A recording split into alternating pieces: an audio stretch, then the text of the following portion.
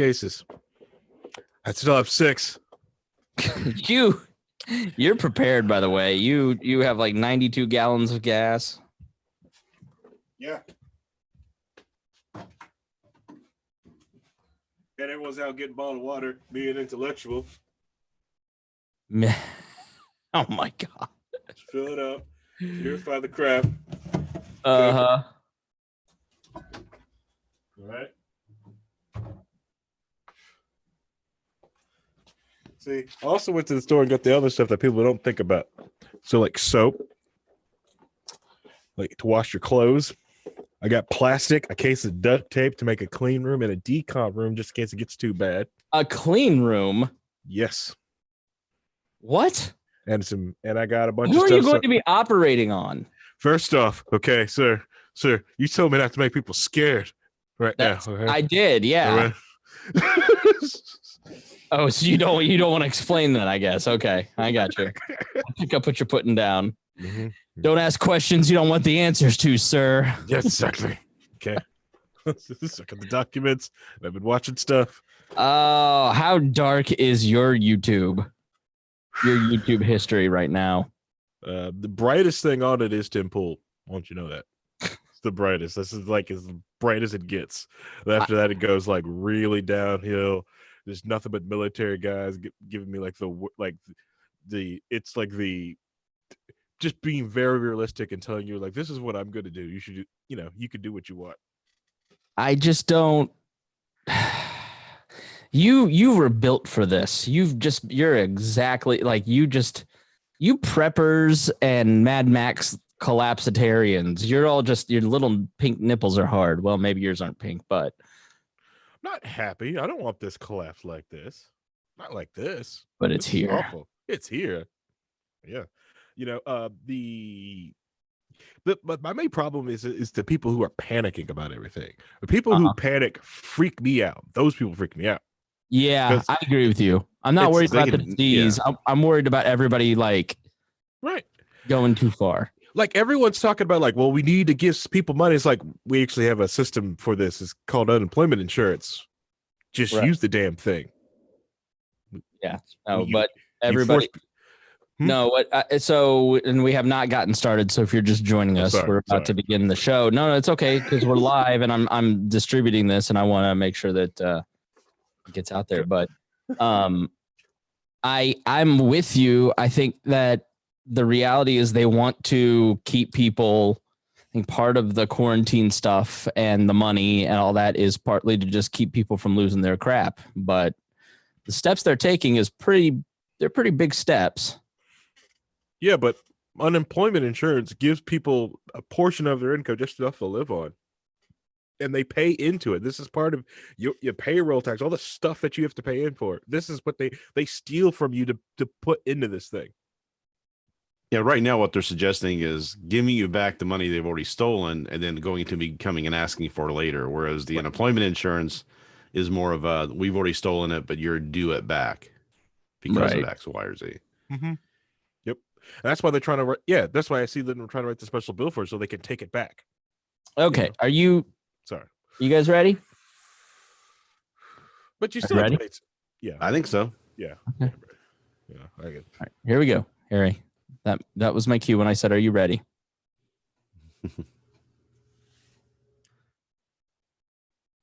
You're listening to the We Are Libertarians Network. Find more great shows like this at wearelibertarians.com.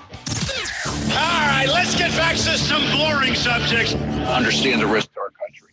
Freedom brings people together. You're listening to the We Are Libertarians Network. Learn more at wearelibertarians.com.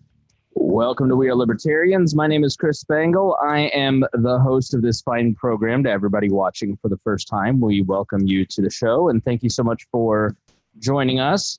In just a moment, Harry, Rhinehold, and I are going to discuss the COVID-19 virus that is pandemicking the hell out of the world. So we'll cover all the aspects. Initially, we're going to have several shows on this, obviously, because it's world changing. So we begin that coverage right now after this. Warning.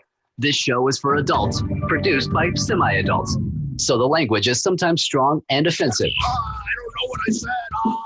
Welcome to We Are Libertarians, where our goal is to help you sound smarter while talking to your friends. We examine current events from a libertarian perspective while treating modern politics with all of the irreverence it deserves. There has been lie after lie. We toss out the screaming heads, put people before political parties, and give context to the news to make you think. Now, here's our host, a 15-year veteran of politics and media, Chris Spangle. Welcome to the program. My name is Chris Spangle. It is so nice to have you here with us tonight. We are going to be covering what is the coronavirus and what is happening. And we're going to give you some of our initial thoughts about things. And frankly, this is going to be a multi-night show. And so let me introduce my co-host first. Let's get that out of the way before we jump into everything. As always, joining us is Harry Price. Harry, how are you? Going good. A little cramped inside the house and down to like some supplies, but I'm doing good. All right, good. And Rhinehold, how are you holding up? I'm doing great. Just disembodied head now, it looks like. But, yeah, I'm doing pretty good. It's like HAL 9000 over there. I do have the shirt. Morose, you got your shirt. I have not gotten mine yet. Yeah, the We Are Libertarians has a store now. I decided to launch so many new products and things around We Are Libertarians the week before the world fell apart. So classic wall, Harry. Classic. Just so classic. Marketing genius is what it is. Marketing genius. I was just about to launch all kinds of different businesses, and here we are. But I'm so excited to be here because I have been pent up, not quarantined. I'm deemed essential by my community because I work in radio. So I've never worked harder in my life. Some of you are enjoying what seems to be an extended, what will probably be an 8-month spring break. But Rhinehold, you're built for this. You never leave the house. Yeah, my day has not changed. My week has not changed from what I normally do. I can go weeks without walking out my front door. So and then give Harry some. Harry, have you been? Are you home? Have you been in quarantine? Does your work said no, don't come in? Since my job's mostly considered manufacturing, I have to go out there. But my task have been trying to get the office personnel so they can work remotely. So I've been struggling to get that done. And after I do the last ones tomorrow, I have been dubbed to stay at home for the rest of the IT team.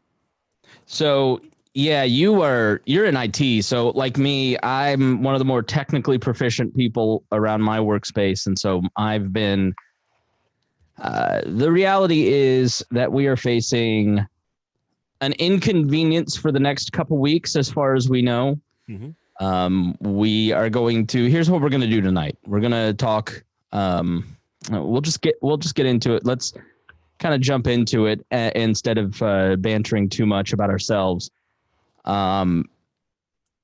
Should we talk about what the virus is, or should we talk a little bit about the overall, what we think, where we're at, what's going to happen, that sort of thing? What do you think people prefer to hear first? We can talk about what it is. All right. So, and be sure to ask questions on the YouTube chat. We're sharing this wide, and we're going to continue to share this.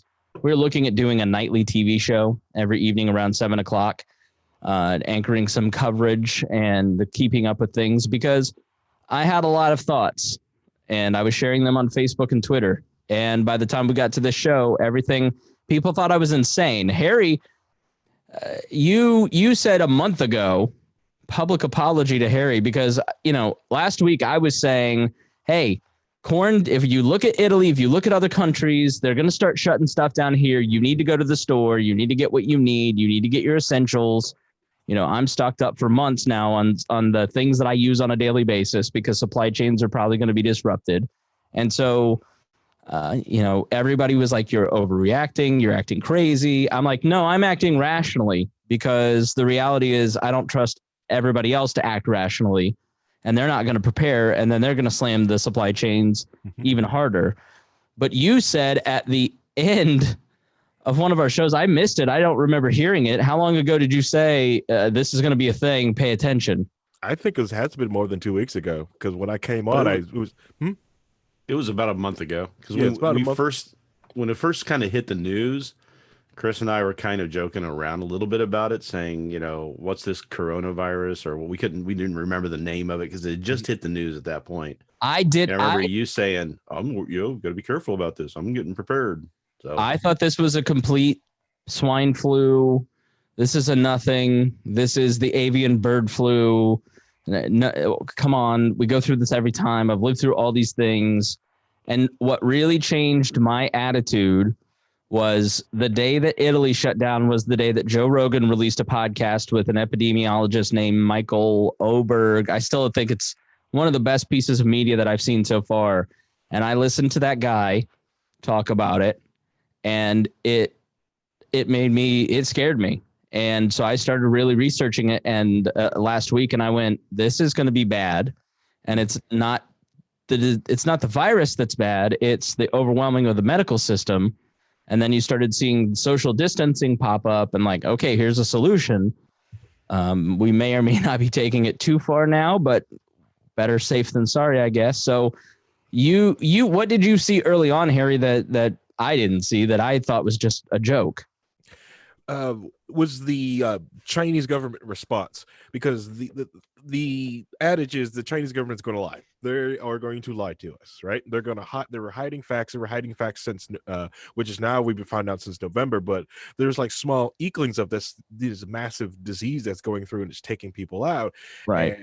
And when it everyone kept talking about the quarantine, but I started looking at it. What they were talking about when they talk about the spread of it this was right during Chinese New Year, so everything was taken off, so people were going and traveling everywhere, and it's like, okay, so it's already been spread out there. This awful disease that no one has any infection out, it's been spread. Quarantine has been broken, and I just started watching videos of people taking like the worst case scenario of numbers of different things and just watching it. It's like, okay, and this is how this thing spreads.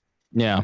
And it just started to, shout out to it was a Tim Pool video that started to get me freak out, and Terrence Pop, bad Pop, yeah, good old Terrence Pop, redunculous.com.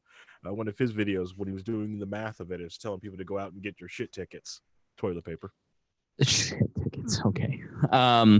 I wish we had been a little earlier on this, because I think that I think people in this audience probably were fairly prepared. But I think, I called some family members this weekend, and I go, you have small children, and you don't know how bad things are going to get. You need to be prepared. And I think that there's too many libertarians and conservatives that are mocking the quote unquote panic. And I don't think that it was panic. I think when I was in line on Thursday and Friday, I would talk to people, and the attitude was really like, everybody's going to be stuck at home. People eat out a lot. We need to get some, a couple weeks worth of food. They were being very rational in what they were doing. They weren't panicking. Nobody was freaking out. There wasn't. Everybody was super polite as you went out to the stores this past weekend. I just don't. The other thing is the NBA and the NCAA, they don't walk away from billions of dollars. These companies don't walk away from voluntarily walk away from billions of dollars for no reason, and I think that's when everybody, I think that was a beautiful moment. There has been almost no leadership from any quarter in our society on this, except for the NBA and the NCAA, who Rhinehold, did you see this? Apparently somebody said on a podcast somewhere, which is my source, that the administration told Disneyland and the NBA not to close down because it would hurt the economy. Have you heard that? All right. I probably have heard that, but I would believe it wholeheartedly. And also South by Southwest canceling too. That was another big one. At work, we canceled all of our events, and it was a really hard decision, because at the time nobody really had all right, what should we do? And then that Rogan podcast popped up, and I don't trust Brian Williams or Lester Holt, but Joe Rogan has a credible epidemiologist on it. I'm like, okay, Yeah, and I think that speaks volumes to where we're at in terms of how people trust the media and why so many people don't believe that this is a real situation. And it's also, there was a lot of other things like that. I saw a couple other podcasts I watched have bring on some infectious disease doctors or epidemiologists, and they were telling a story that was it's worse than what you're hearing, but it may not be as bad as it could be. So we've got some room in here that we can manage this if we act quickly, and we haven't been acting quickly enough, and they were kind of raising the alarm. But how is it that we're getting the best news about this from Joe Rogan, as opposed to the CDC or the administration or the government or from the other news outlets? I mean, it's kind of crazy, and I think it's a good thing, because the more information we have, the better. Even if it might get people a little panicky, I think the more information is going to counter anything else that's going on right now. Yeah, so let me give you some information on what we're doing and how we're handling this and how we're approaching this, because I want you to understand kind of how we're coming at this stuff, especially if you are not familiar with us. This is your first time watching us. I clearly do not hold a degree in epidemiology. I am not an expert in most of the subjects that we talk about. And so what we really try hard to do is go find sources from multiple experts from every corner around a subject. We put them into our show notes. We attach our show notes to every episode description. So you can see, I am sitting here in front of show notes that Sam Schultz puts together for us. There is probably 20, 25 pages worth of show notes that we've prepared for this particular episode. We've been bathing in this, collecting information to try and understand exactly what's going on, to give you the information that you need to know where and how to respond to this. And because there's too many people who don't think it's anything, and too many people who think it's going to be Mad Max Thunderdome. And the answer is that this is going to be a very difficult time for America, for the world, and for every one of us listening personally. My industry last week was really hard hit, and many people in my industry lost a lot of money, in an industry that can't afford to lose any money. I've got comedian friends who are not working for the next 2 months, and their side job is a restaurant server. They're carrying the pain. But then you think about a meal at a restaurant, and you're sitting down in front of that meal, and if you're at Chick-fil-A eating a sandwich, there's 40 different suppliers that go into that one meal. Now you multiply that network effect by every meal in that restaurant times every restaurant times all restaurants. And you think, okay, the cup supplier, the ink supplier for the cup, the potato farmer, the fry maker, like all down that supply chain, there's going to be a lot of economic pain. It's not just restaurant workers or event workers. It's everybody that goes into that. Someone was at lunch downtown. The Big Ten was supposed to be here last week. It canceled. And Tad Western was at a bar. Surprise, surprise. And he was sitting next to a guy who worked for the largest sports agency in America, and they lost $100 million last week. And that's now, like I said at the top, like we were planning on really growing several different areas of this business, and we're not going to be able to do it now, because we don't know what's going to happen. So the economic pain of things are real. It's going to be very difficult. Our lives not only are going to be disrupted, this is the first time that millennials have walked into a store and have not seen exactly what they want when they want it on the shelves or on Amazon. And that may be that way for a period of months in some cases, because if everybody's not working for the next 3 months or 2 months or even 2 weeks, then how's the supply chain moving? So you have to think of this as in a macroeconomic sense. We live in such a complex society with so many moving parts that go into things. It isn't just the people that are. Here's another example of interconnectedness. The largest food bank on the South Side is the Impact Center, where I go to church at Mount Pleasant Christian Church. And that food bank is funded by the church, which is not meeting, at least for the next couple weeks, probably. Let's just be honest, probably for the next 2 months, everybody's going to be in the state that they're in today, right? At home, nothing's open. And that hopefully does not have an impact on offerings, because that offering goes to help buy the food that goes into the largest food pantry on the South Side, which is a poorer part of the South Side, lots of immigrants. And a lot of the food that they buy is the extra from Meijer, from Walmart, from Kroger. Walmart is the largest supplier of food to the Gleaners Food Bank, which is the food bank that buys massive amounts of food and distributes it to all the local food banks. And so now that you have a run on food and you have fewer offerings and the need spiking, that creates a very complex problem for the most economically disadvantaged in our society. So everybody's feeling very nervous right now. I would ask everybody to pray for my mom. I got dinner with her last night, and it was a tough dinner because she's a nurse. She's older, and she's got some. She's a high risk person to be a nurse for sure, and she's like, I'm gonna be on the front lines as much as I can. I live alone. I don't have all my older kids are grown. I have a lot of experience. And my mom is choosing to walk into the fire, and knowing what we see in every other country around the world at hospitals, she's choosing to go and be a part of that. And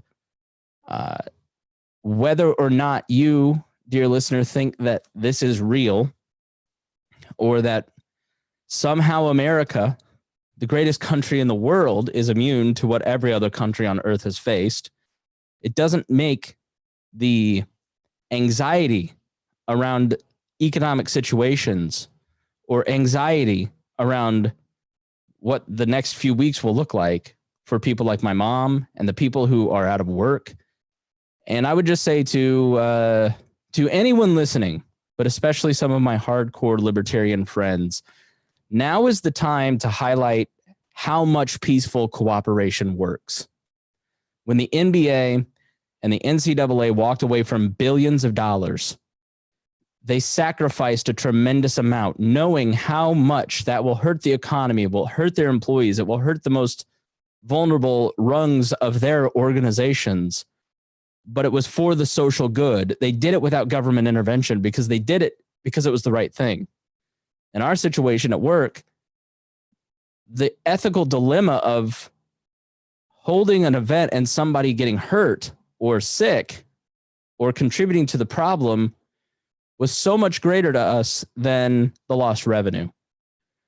And I think that people like my mom, people like these business owners who are walking away from, voluntarily, I think that this is sort of the only leadership that I'm seeing. And I think that it is going to be a time over the next few months where we're going to see the absolute best in people. And we're going to do it because we have a lot of empathy for each other and a lot of love for each other as human beings. I woke up to a friend sending me a message from VIP Kid, which is if you are out of work, you may try VIP Kid. You teach English to kids in China. And this little girl had drawn her teacher. It was on the VIP Kid Reddit. This little girl had drawn a plane dropping supplies from China to America because she wanted her teacher to be okay. And I think that is a testament to the human spirit, that Z can spread rumors about how America started this and how this was an American conspiracy to infect the Chinese people for his own good. But the little girl in China who sees what's going on in her society wants her teacher to be okay, even though they've never been in the same room and never will be. And so, because there's no leadership, when you think back to 9/11 and you think of those goosebump speeches that President George W. Bush gave, and it doesn't matter what you think about George W. Bush now, but when you think about that time and you saw people standing up and being leaders. And it doesn't matter what you think about Rudy Giuliani now. When we think of them then, we remember leadership. I watched the press conference where Donald Trump came out and he talked about how great it was that the Fed was cutting interest rates. And then he walked off the stage. And he was doing that because for months he's been obsessing over the fact that the Fed has raised interest rates because it hurts his economy, which hurts his reelection chances. And so Donald Trump, at this moment of crisis, who called this a hoax 19 days ago, and America hasn't prepared and has set up hurdles every rung in creating tests because Donald Trump didn't want to panic his economy. We are now woefully underprepared in testing. In the 6 weeks we didn't build tests, a German company did. They built like 1.6 million in that time.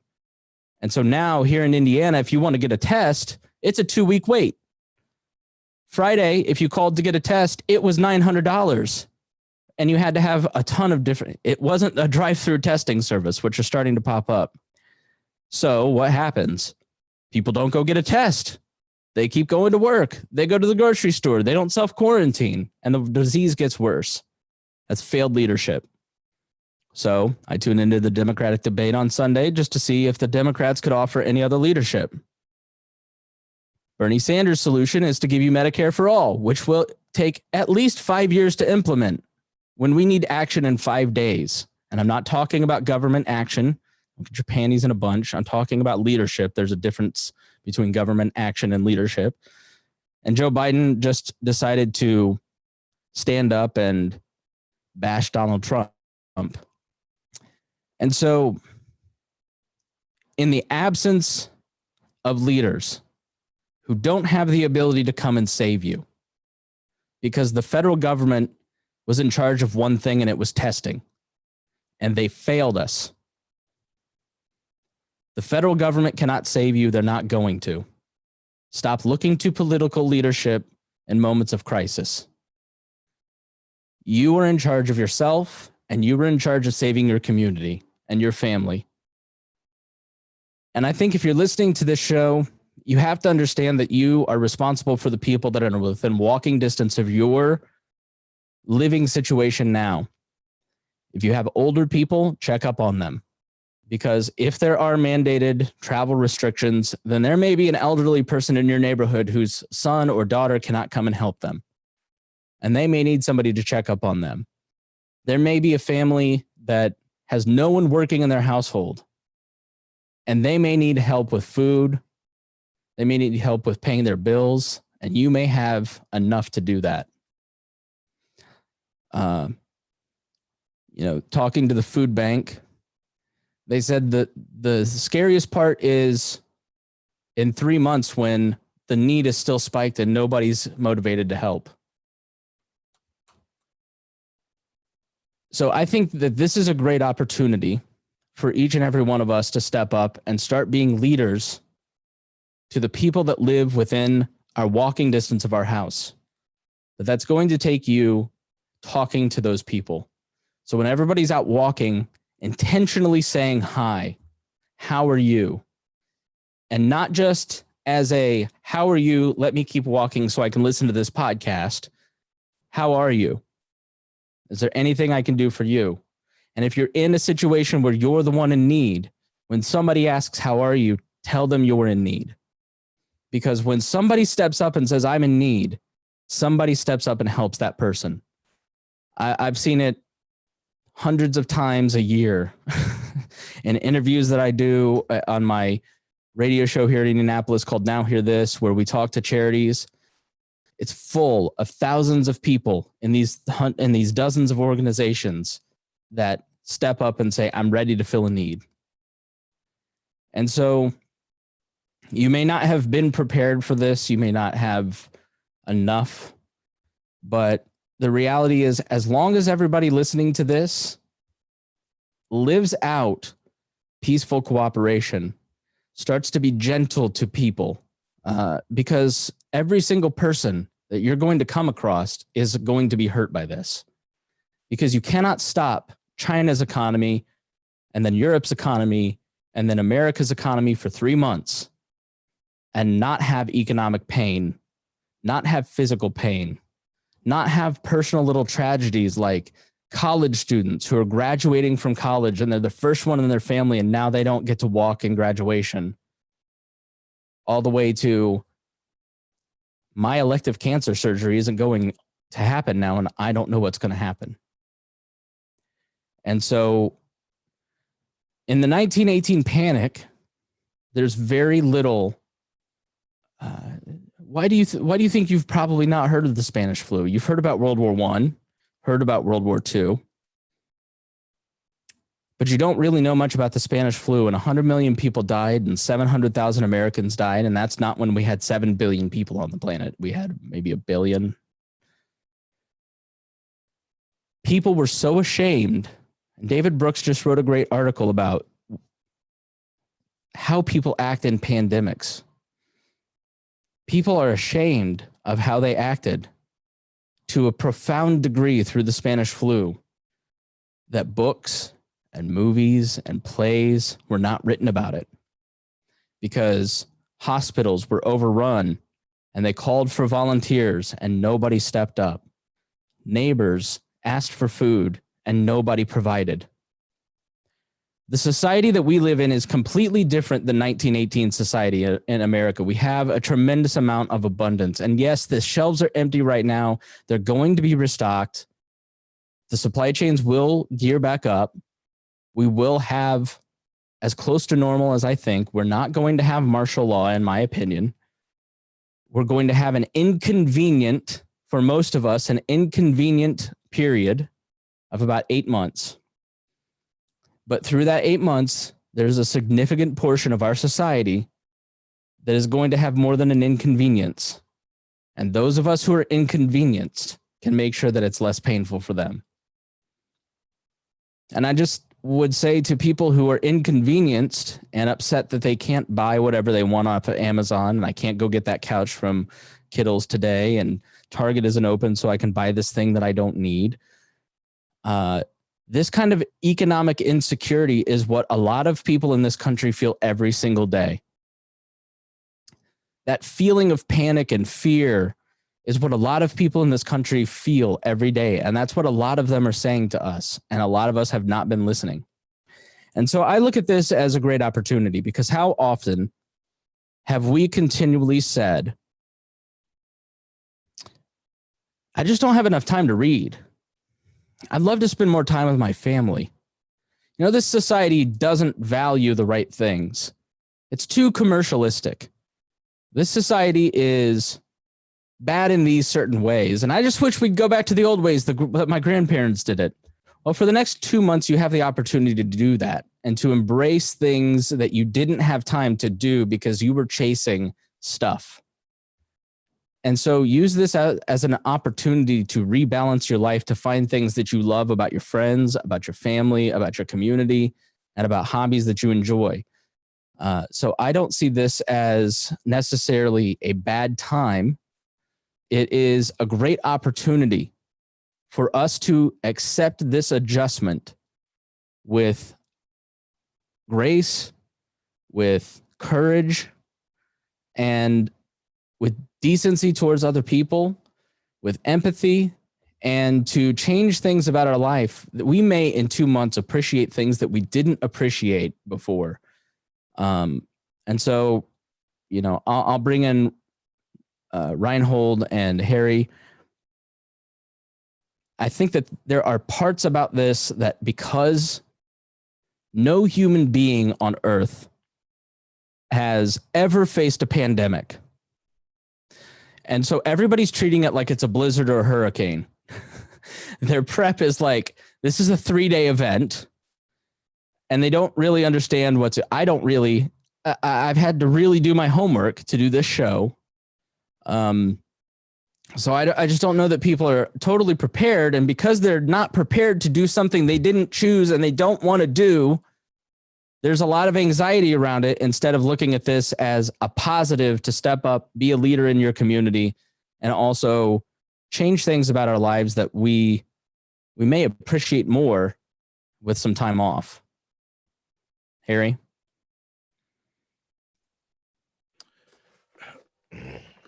You're absolutely correct with that.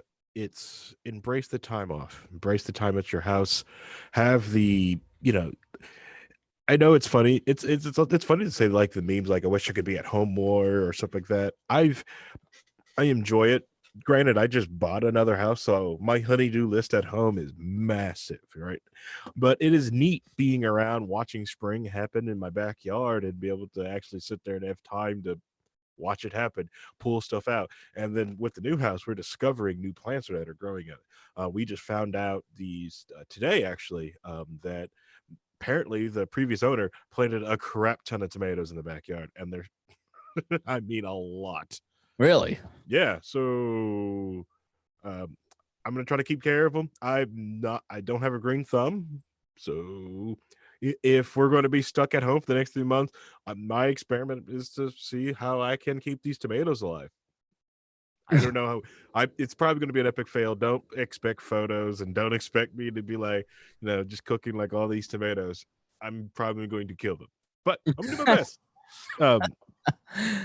But what I like to, but on a positive note, of some more positive notes is while I was sitting at the, trying to get all these people to work remote, a lot of people, a lot of the tech millennials are like, well, I'm a tech, I can do this. I do all this if I can do this remotely. I was like, yes, you can, but we are all that art, all that code, everything that you do is based off manufacturing inside the warehouse.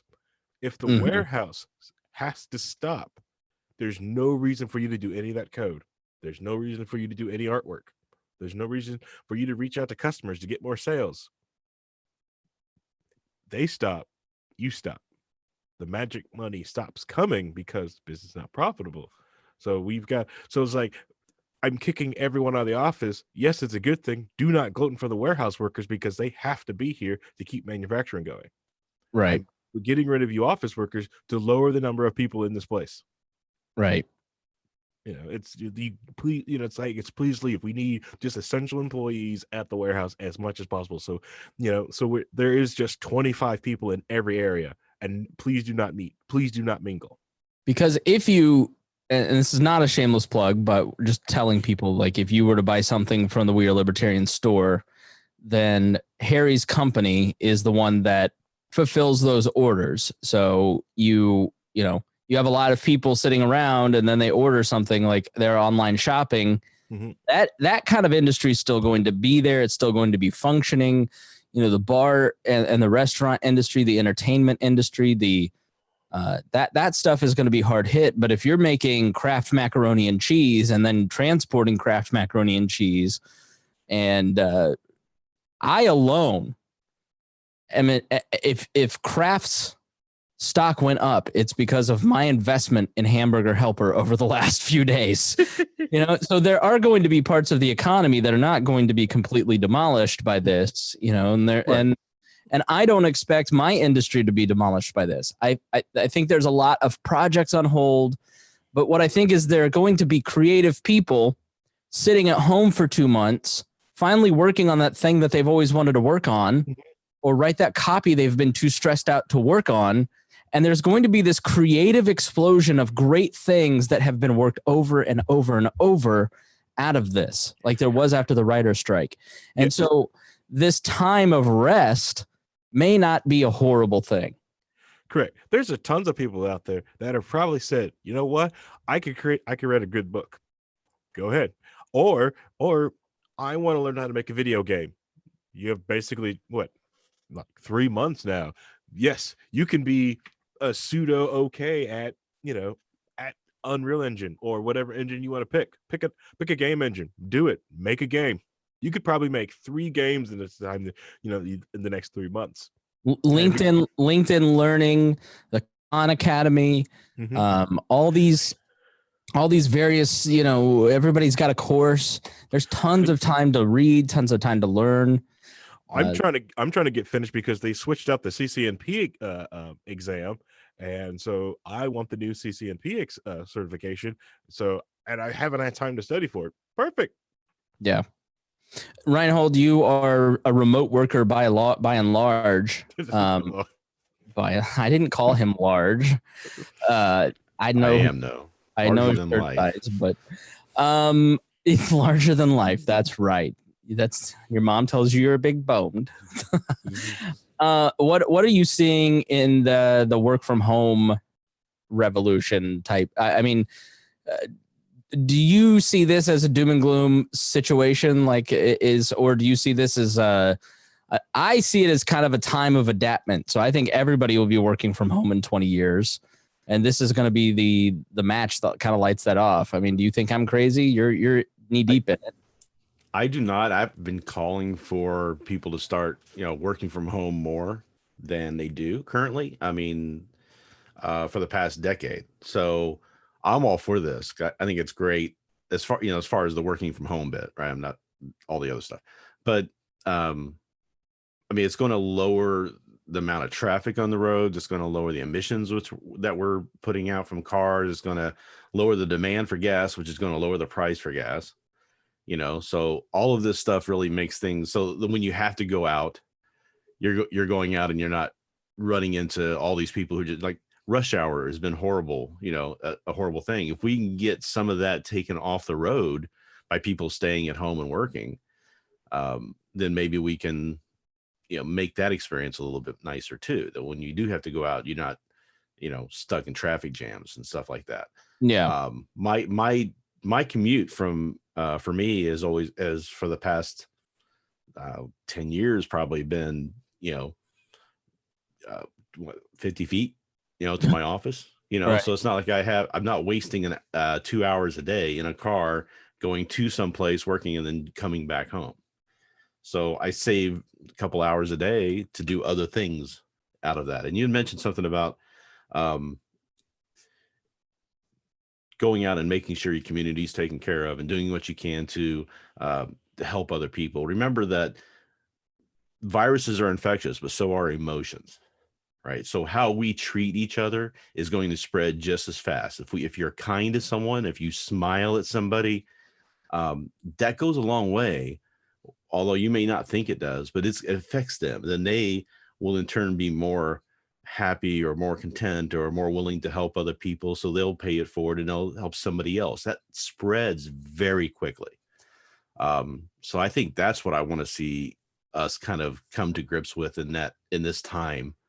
Is coming to understand that and really acting upon it more in a more thoughtful process.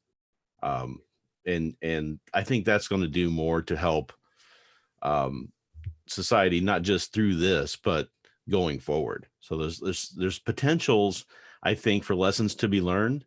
But we also have to make sure we're taking care of ourselves and our community and our family and just protecting ourselves from negativity or anger or frustration.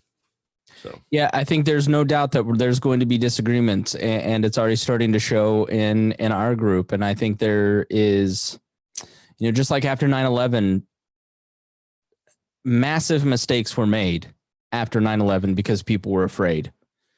And so keeping a clear head and diving into information, I think the dumbest thing that I have seen over the last week is people repeatedly saying to me, stop watching the news. That is the bird cry of the idiot. Because what the best way to challenge yourself is to hear a lot of information and pick apart what is good. And the more news you watch, the better at picking out propaganda you become. And so there is a lot of propaganda. There is a lot of stuff that's going to happen that we don't necessarily agree with as libertarians. There's a lot of fear in the libertarian community right now because there's tremendous government overreach. I mean, but trying to talk that out, I think, is going to be the best way to do it. And that's what we're going to do here on the show every night at 7 p.m. I'm going to be hosting most of them. But what we're going to do is we're going to open it up to the wall contributors. We're going to have people come on. We're going to talk about every aspect of this. We're going to keep you updated on the news. We're going to continually, we have a research team. So if you're listening and you're stuck at home and you're bored and you're good at finding links or organizing information or picking apart the best parts of an article, or you're good at pulling audio and editing those little clips, and you've got some time on your hands and you want to be part of a community that is contributing to something, then please send me an email at editor@wearelibertarians.com, or you can private message Hody Johns or myself on any platform, and I'll connect you with Hody, and Hody will get you set up, and you'll work with Sam, our lead researcher, to kind of get things organized. Because what we want to do here is bring you as much information as possible so you can make your decision. And through every night at 7:00, through these conversations that we're going to be broadcasting, where hopefully you will participate in the comment section on our YouTube channel, so go subscribe. We're going to have disagreements. And you're going to hear things that you disagree with, because it may be in your personal interest, for instance, to have the government paying your paycheck during this time of job loss. I fundamentally don't agree with that philosophically. I'm going to explain to you why, and I'm going to do it in as nice of a way as possible, and maybe you agree, maybe you don't. Maybe you agree, if you're a listener, with the stimulus package that Donald Trump is planning, and I'm probably going to disagree with you, but I'm going to tell you why, and I'm going to do it in a way that hopefully you understand my point and is not insulting. These quarantines, for instance, there are a lot of libertarians who are not terribly upset with the bar and restaurant closures in a lot of states yesterday. Well, there's cases to be made for why it was perfectly reasonable from a NAP violation libertarian perspective. It's not the widely held view. And we're going to talk about that stuff. And there's going to be arguments between libertarians. And we're going to try and do it in a respectful way. And so there's going to be a lot of friction in society, is my ultimate point.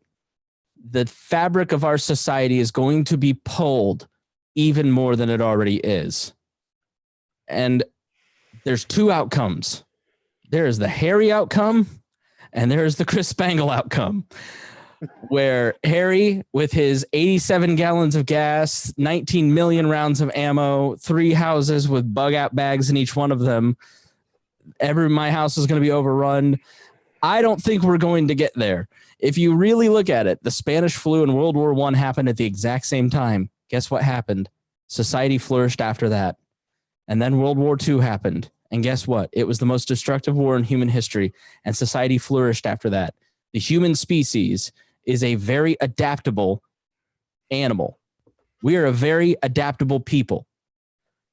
And the best way to adapt is to hear new ideas. And so join us every single night at 7:00, and we're going to be talking this through, and we're going to try and understand it and make sense of it. Because when you have a complete reset of our way of life, either temporarily or permanently, we have to try and figure out what's going on.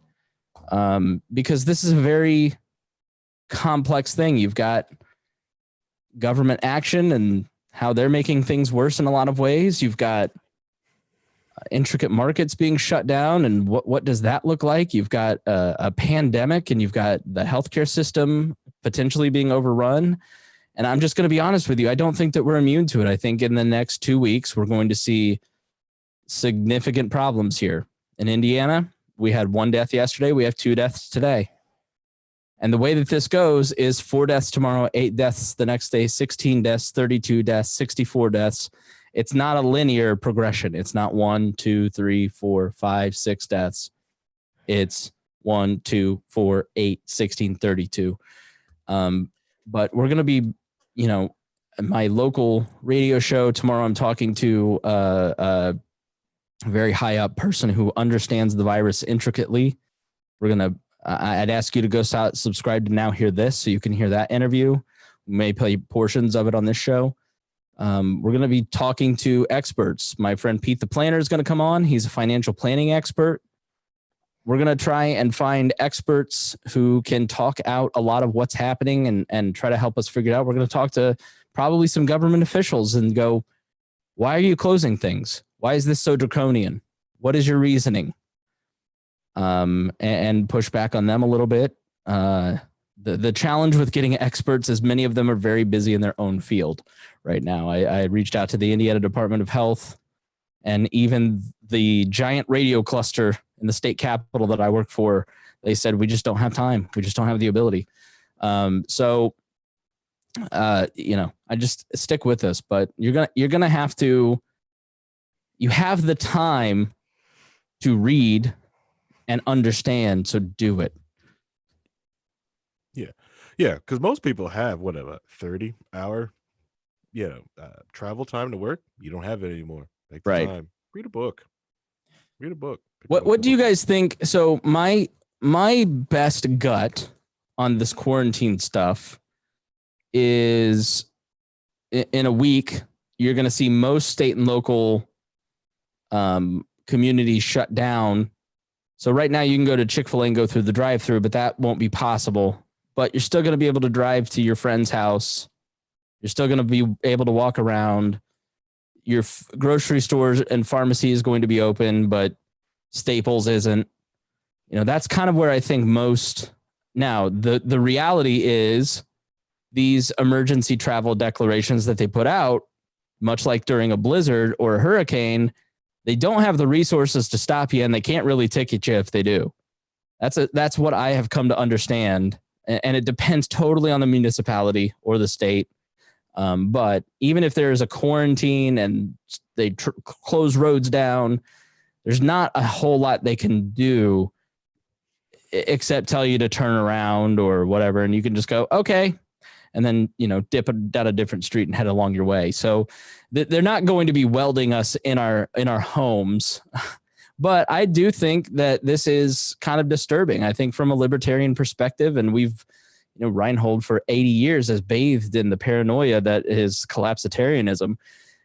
Harry has acted on it. I think we are sitting here going, this is what Doom Paul is ringing in my head, man. We warned you. It didn't have to be this way. I mean, what are you guys thinking about the quarantines? Well, I don't think it's gonna. I don't think we're gonna get to the point where like the drive-throughs aren't open. I think there's still gonna be drive-through openings and takeout, carry out food, because that doesn't spread. You have the social distancing then still, and it doesn't really spread. What we know about the virus is that it doesn't really last long on surfaces. So trying, passing it on through that method doesn't really work too well. So I don't see the downside to keeping those open so that people could still go and get food and still have a business and that sort of thing. But I mean, it could happen. We could get travel advisories where you say, hey, don't do this if you do that. And I just don't see it getting that far, to be honest. What do you think, Harry? Someone told me, they go, oh, there's no way the bars and restaurants reopen. I'm like, really? Like, do you really think that the government's just going to keep all these people out of work? Like, the whole reason the Federal Reserve is now in charge of unemployment and put themselves in charge of unemployment was to quell civil unrest. Like, that's, in my opinion, a lot of why these curfews and quarantines and job shutting down, people are so freaked out. They don't want civil unrest. So they give guidance. And everybody takes, oh, well, we got to cancel any event over 10, even though there's no legal teeth to it. But everybody just obeys the guidance blindly. Well, that's what we would do, too, in a libertarian society, though. If we had an organization that was saying, hey, we recommend this, a lot of people would voluntarily stop doing it. Or it doesn't have to be forced behind it in order to accomplish the same things. Correct. It's the thing that libertarians have been saying about for what is been 50 plus years. It's the idea of I don't have to be told to put my seatbelt on to wear my damn seatbelt. It's a good idea. I'm just going to do it to save my life and others. When you pull up to a stop sign, you don't pull up to a stop sign because of the sign. You pull up to the stop sign to not get killed. Right. You stop.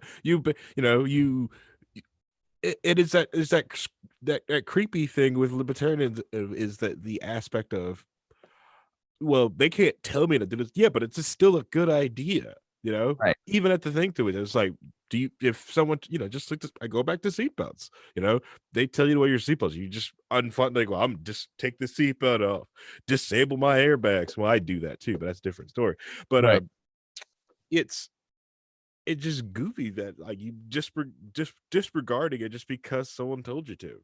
I would note that the attitude of people, the beautiful thing about last week was the voluntary cooperation and everybody's saying nobody needs to tell us to shut down. We're shutting down because it's the right thing to do for a societal good, no matter the cost to our bottom line. And you know shit's serious when billionaires start giving up billions of dollars. When it affects rich people's pockets, then you know that they're serious about it. Yeah, let me say this. The attitude on your Facebook feed from people, I don't know about you guys, but my timeline has gone from, man, this sucks, but the NBA is doing the right thing, to when the government closed down the bars and the restaurants, to fuck you, government, I'm going to do what I want. And that people dig in, like that force and the government action of being told what to do is what I think people, now it may just be that segment of society who go to bars and restaurants didn't fully believe it because they were still in the bars and restaurants. And so they're mad because they are doing something they don't believe they have to do. But in general, I just find the general conversation has switched to being angry and a little more amped up because people don't like to be told what to do. It's just basic human nature. So Harry, I cut you off. What were you going to say? I think I lost my point. I'm sorry. All right. I apologize. Well, we're going to start wrapping this up because these are not going to be terribly long. Tomorrow night, we're going to explain what is the coronavirus and explain some of the epidemiology of this. And if you get the symptoms of it, have you guys in conversation? I've noticed this thing over the last couple weeks, and I think it's because people want to be hopeful about their own personal health. Everybody says to me, I think I had it in January. I'm pretty sure I got it last October. I'm like, it didn't jump to human beings till late November. I have noticed a trend of people kind of saying, I think I've got it. It's like, no, allergy season started this week, which is the worst time for it. So I also heard black people are immune to it. Black people can get it and young people can get it. I got a message from a Pat Down listener. Thank you, Jesse Fisher. He says, who's the skinny, handsome fellow with the nice haircut that replaced Spangle? But there was a guy, somebody sent me this message, and I'll read it for you because I think it was kind of indicative of why everybody's staying in. I don't think we need to totally go into blunting the curve. We will tomorrow and explain some of the numbers on this stuff. But let me see. Where's her message? Sorry. Fascinating radio, I know. Yep. Fascinating. The best. Yeah. This is how can I put this? Until I see, I'm gonna need at least 10 black guys with the disease, their grandmamas confirming their identities. Chris Spangle there with Dion taking notes. Yeah, so I'm surprised somebody hasn't War of the Worlds this thing yet. Tried to just do a comedy show and stir up a bunch of fear. Oh man, that FCC fight will be disgusting. Day three, we'll get into the asteroid that's apparently headed our way. So that's April. So I promise not to panic people, but so don't Google the asteroid that is apparently going to hit the Earth. So what I've been asking people on social media, send me information. I've now got sources who are at the CDC. I've got information from listeners across, I got that message about the Stafford Act will be invoked and we're going to have martial law at the federal level. And I don't think that's going to happen. I don't think that the federal government can enforce a mandatory quarantine. I don't think that they have not only do they maybe, I was sent something. I haven't studied it yet because I haven't gotten to the legalities of the quarantine stuff yet. But the reality is that, let's say President Trump says there's a federal mandate to quarantine everybody. Then only federal policing agents can arrest you. State and local can't arrest you. The military is not allowed to police in America. So there's not enough FBI agents to round all of us up. So everybody don't calm down about that. There are so many forwards going around I got this from my aunt who works at the DOD. And I'm not saying that there isn't going to be in the next 48 to 72 hours a significant tightening of a lot of this stuff, and who knows what it looks like next year. I'm as paranoid a libertarian as many of you listening. I'm just trying not to be irresponsible on the airwaves. Okay. So when you get some of this stuff, please know that it may not be true, but forward it to me, because I want to know, like, if you're out there, I want to know what's happening in your area. editor@wearelibertarians.com. You can also private message me. If I don't respond, please don't take that as me not caring. It's that I am already, from multiple audiences, just getting a lot of information, which I really want to collect that information. I may just not be able to properly thank you in the way that I would like to do, but I want to know what's happening in your area. And so please inform me. Hit me up on Messenger, on Instagram, Twitter, email, whatever, and let me know what's going on. And this person who listens to the Pat Down podcast, which is a comedy podcast that I do with Miss Pat and Dion, she writes, I wanted to tell you a bit about our situation in my hometown. We had a 27-year-old woman that got sick. She went to the doctor and tested negative for strep. She hadn't been out of the country, so they didn't test her. A week later, she wasn't better and was given the test for coronavirus. While waiting for the results, she had to be incubated and flown to a bigger hospital. They weren't sure if she would recover. She was on a ventilator for almost a week and finally recovered. She's a 27-year-old healthy woman. No pre-existing illnesses. Sadly, a 66-year-old man with a heart condition in her church died from the virus and complications with his heart issues. This was the first known case in Kentucky and the first death. If you're young and don't get better, go get tested.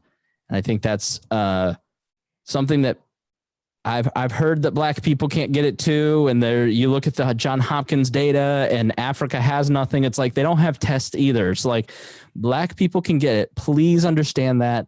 Young people can get this. If you get it, you are probably not going to have symptoms or have a mild cold or a fever. Shortness of breath is the hallmark. It is a viral infection of the lungs. And it's, if you're having problems breathing, you should go in. If you think that you have symptoms and you can get a test, you should get tested, because then other people in your circle need to know that you've been infected and they need to take precautions to quarantine too. So I'm not saying don't go to the hospital, but if you get symptoms, your eyes get watery and itchy, you're a little hard of breath because you've been sitting on the couch for the last week and haven't exercised in 3, like me. I'm like, I'm hard of breath. I can't breathe. It's like your fat ass hasn't worked out in 2 weeks. You load. What I'm worried about is that because everybody's so fearful of this, they're going to get some symptoms and everybody's going to rush to the hospital, especially when cases start to pick up. And so what I, as a 36-year-old male who is healthy with no underlying health conditions, does not need to do is go to the hospital for treatment if I'm not having problems breathing and I've got a fever.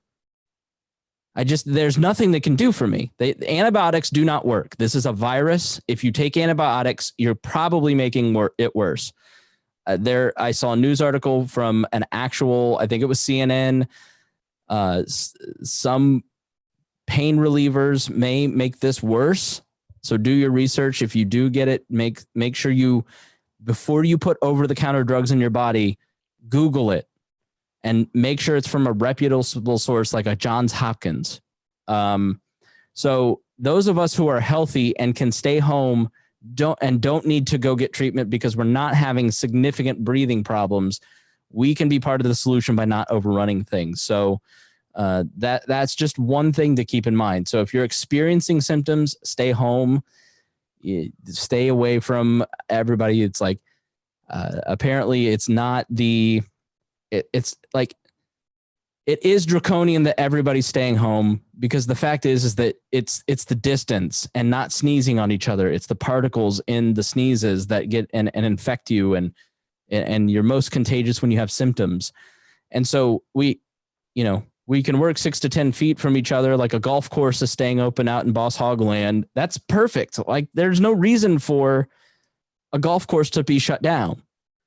But if you're working in a cubicle farm 3 feet from each other and everybody's sneezing, like that's just a recipe for disaster. So We'll get into why the quarantine stuff is necessary tomorrow, what the disease is, a little more about the symptoms, and give you a little more information on some of that stuff.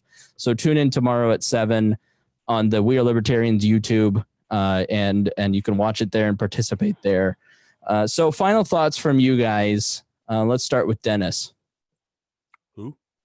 So, excuse me, Rhinehold. I'm sorry.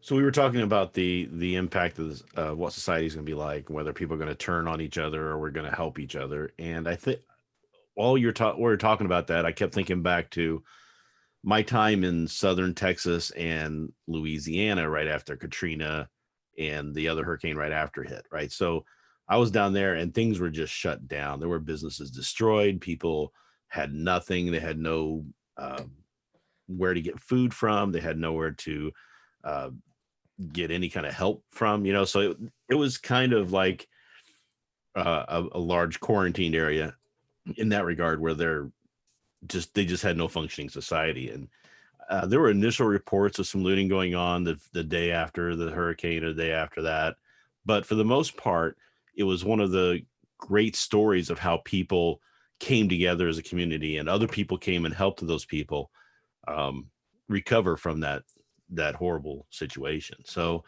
I can see the same thing happening here in the United States, globally, just from that, because we are just a set of communities. And really, as long as we take care of ourselves, we take care of the people around us, and everybody does that, then everybody will get taken care of. And that was really the goal, I think. Harry? If you do a quick internet search about the ibuprofen thing, you will get some neat articles talking about the sensitivity of it. The other thing I want to discuss is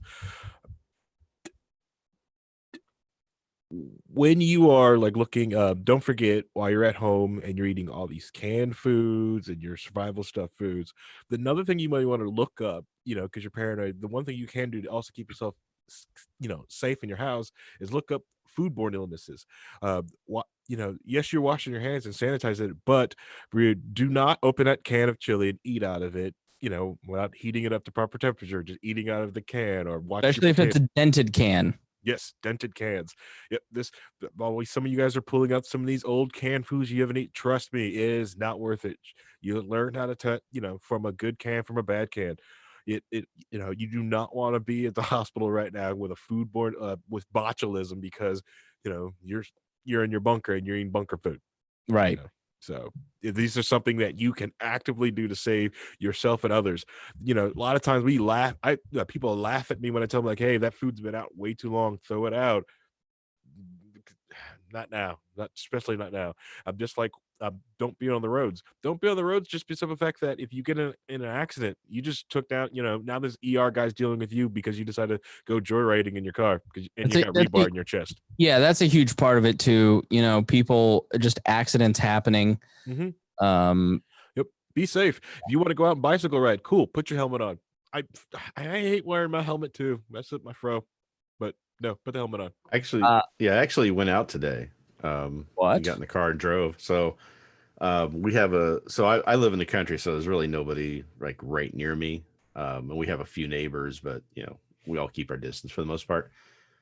So I drove to like the local big town that we all kind of congregate to for where we get our food, where we get our fast food, where we get our gas, that sort of thing. It's right off of the exit of on 70, right? So it's kind of like a bunch of like a McDonald's and an Arby's and things like that, and kind of everything built around that. So when the dining rooms were open and people were getting off the interstate and getting in the dining rooms, and all these people were commingling in that area, that was a big spread of the virus, I think. But when I went there today, I was expecting to kind of see everything kind of shut down and not very many people, but there were a lot of people driving around. There were people going through the drive-throughs. People were still out doing things.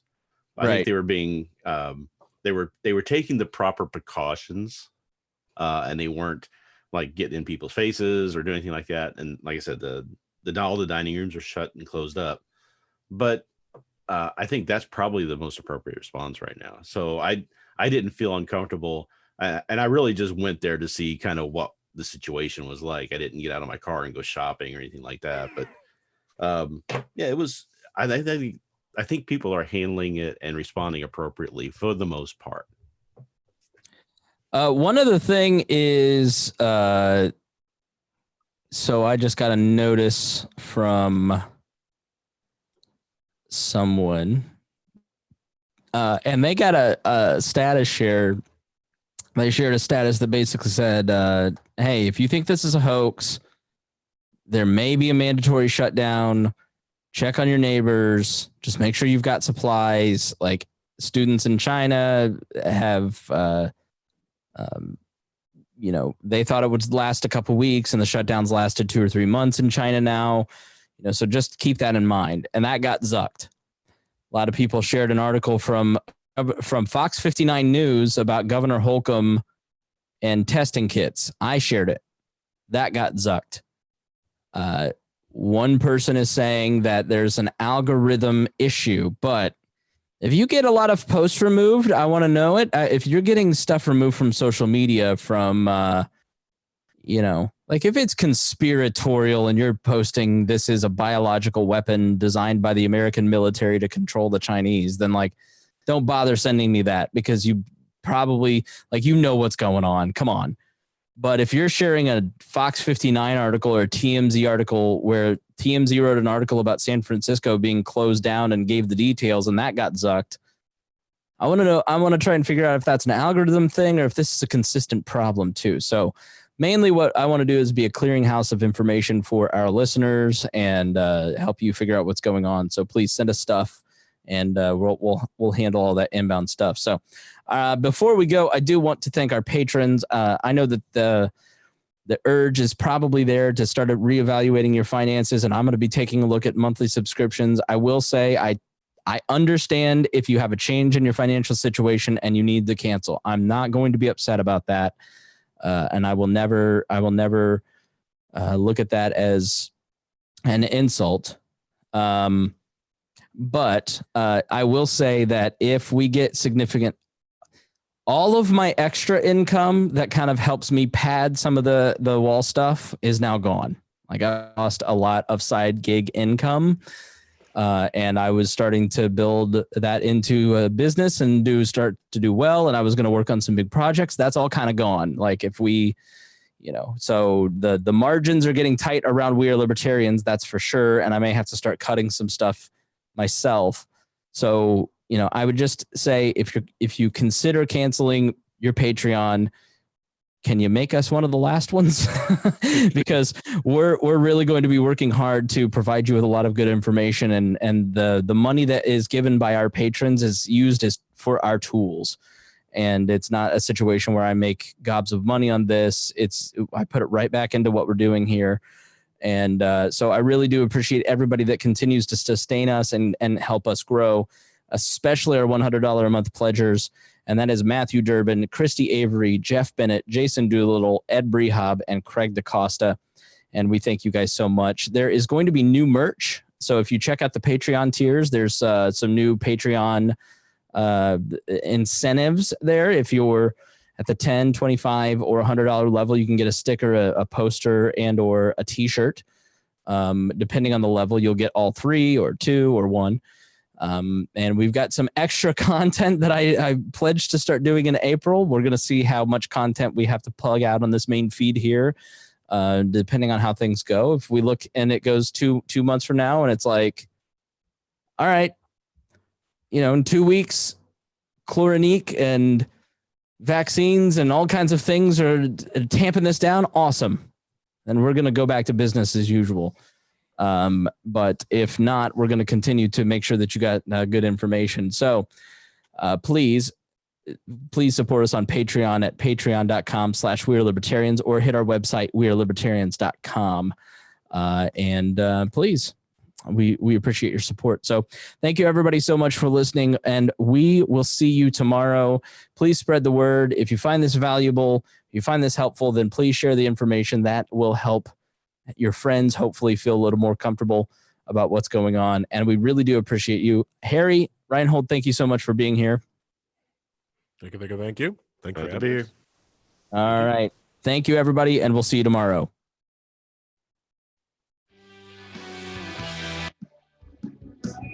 You're listening to the We Are Libertarians Network, and you can find us at wearelibertarians.com. Shows like We Are Libertarians with Chris Spangle, The Brian Nichols Show, The Boss Hog of Liberty, Now Hear This with Chris Spangle, Gingerarchy with Tricia Stewart-Mann, and our training podcast, Upward, Libertarian Activism. All of these shows are supported by our patrons. If you'd like to become a Patreon member, visit wearelibertarians.com. Thank you so much for listening to this show.